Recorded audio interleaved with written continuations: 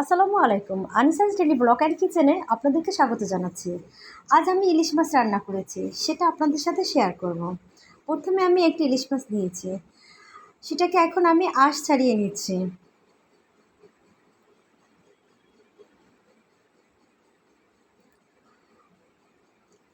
মাছের আঁশ ছাড়ানো হয়ে গেলে এখন আমি মাছটাকে কেটে নিব।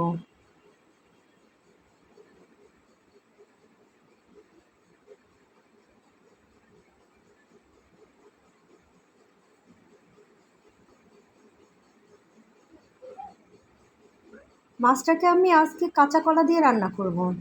সেজন্য আমি এখন মাছটাকে কেটে ভালো করে ধুয়ে নিয়েছি। এখন কাঁচা কলা কেটে আমি সিদ্ধ বসিয়ে দিয়েছি।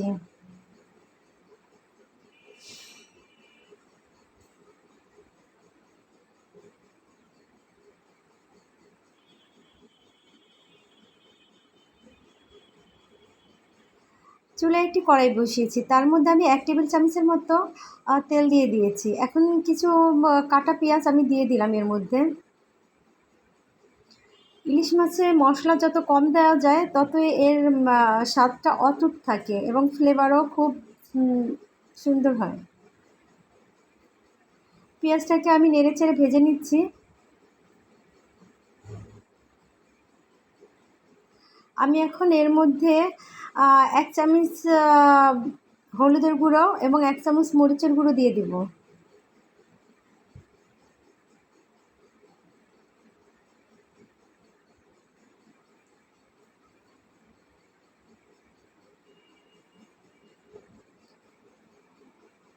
এখন হলুদ মরিচের গুঁড়ো একটু নেড়েচেড়ে আমি পানি দিয়ে দিচ্ছি।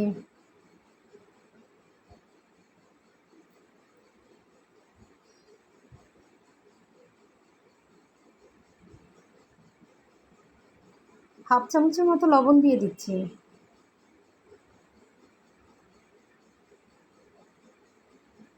এখন আরেকটু কুসুম গরম পানি দিয়ে দিচ্ছি। পানিটা দিয়ে একটু নেড়েচেড়ে দিচ্ছি।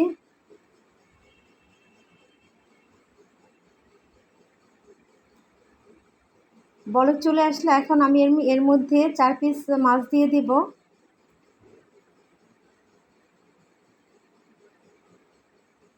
মাছ দিয়ে একটু নেড়েচেড়ে দিচ্ছি। এখন আমি এটাকে কষিয়ে নিব। কিছুক্ষণের জন্য আমি এটা ঢেকে দিব।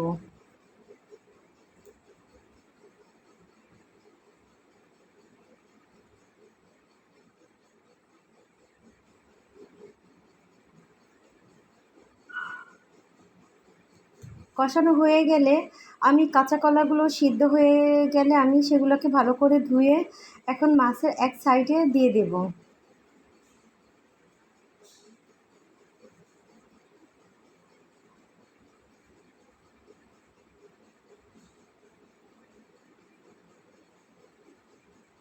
কলাগুলোকে একটু নেড়েচেড়ে আমি কিছুক্ষণের জন্য ঢাকনা দিয়ে কষিয়ে নেব।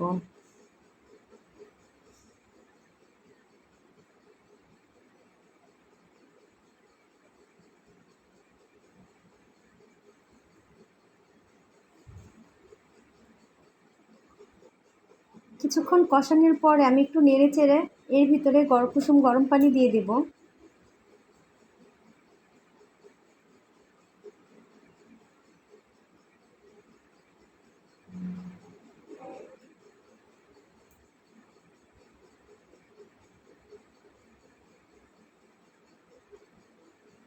ঝোলটা মাখা মাখা হয়ে আসলে আমি এখন নামিয়ে নেব।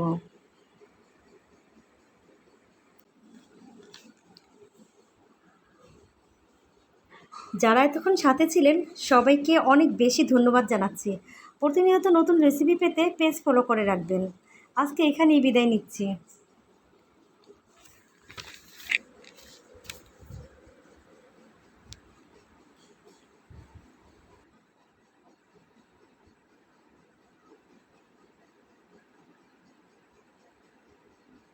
আল্লাহ হাফিজ।